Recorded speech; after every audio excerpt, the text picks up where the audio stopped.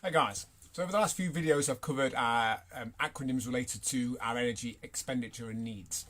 Different one now, we're going to cover BMI, Body Mass Index, one that you'll probably have heard of. It's a straight height to weight measurement.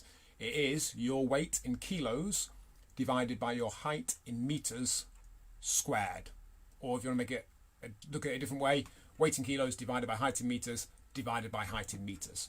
So for example, I weigh about 83 kilos, so I do 83 divided by 1.89, which is my height in meters, divided by 1.89 again, and that would give me my BMI. And BMI gets a bit of a bad rep. You talk to most fit pros and they tell you it's useless, it's not worth knowing about, that it's inaccurate.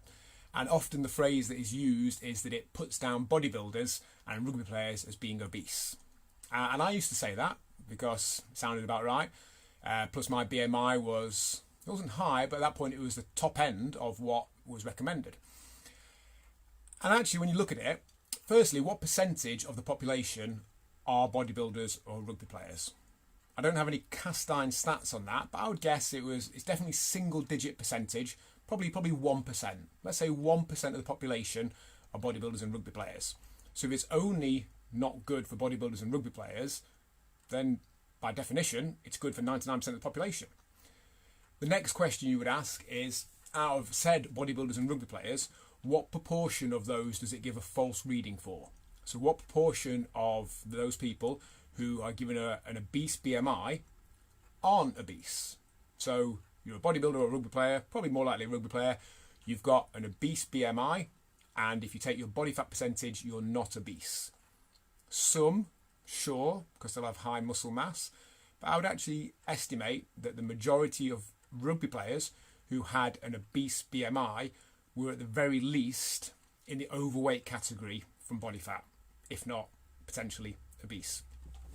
So actually when you do the maths on that, that actually means that BMI is accurate for probably 99 point something percent of the population.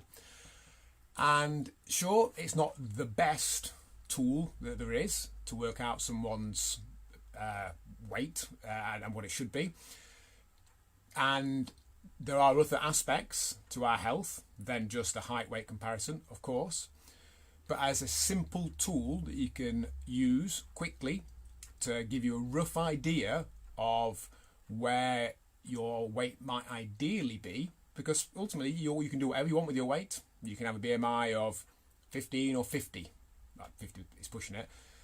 It's your life, your body, you do what you want with it. It's not saying that those numbers are good or bad, or you should or shouldn't be one of them.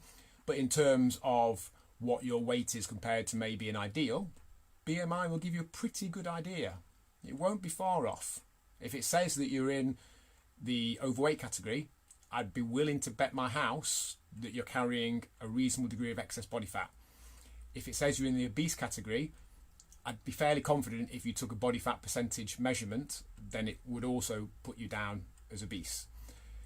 And if it says you're underweight, I'd be reasonably confident that you'd have a less than ideal level of lean muscle mass. If you're in the ideal range, you're probably going to be okay-ish. So again, it's not a perfect measurement, but it's all right. It's pretty good.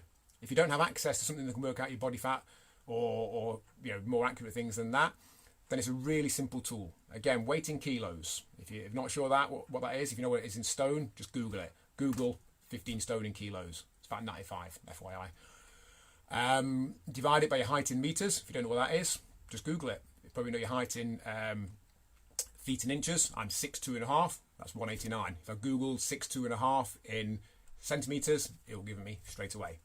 So weight in kilos divided by height in meters squared, or weight in kilos divided by height in meters divided by height in meters will give you BMI. Anything under 18.5 is considered underweight. 18.5 to 20 is considered ideal. 25 to 30 overweight. 30 plus obese. And again, if it puts you in the obese category or overweight, I'd be fairly confident that you would be carrying levels of body fat that you could significantly reduce if you wanted to. So that's BMI, guys. Not the best measurement out there is, but certainly not one to be derided and dismissed like most fit pros do. As always, let me know what you got from that and comment below and give the video a like.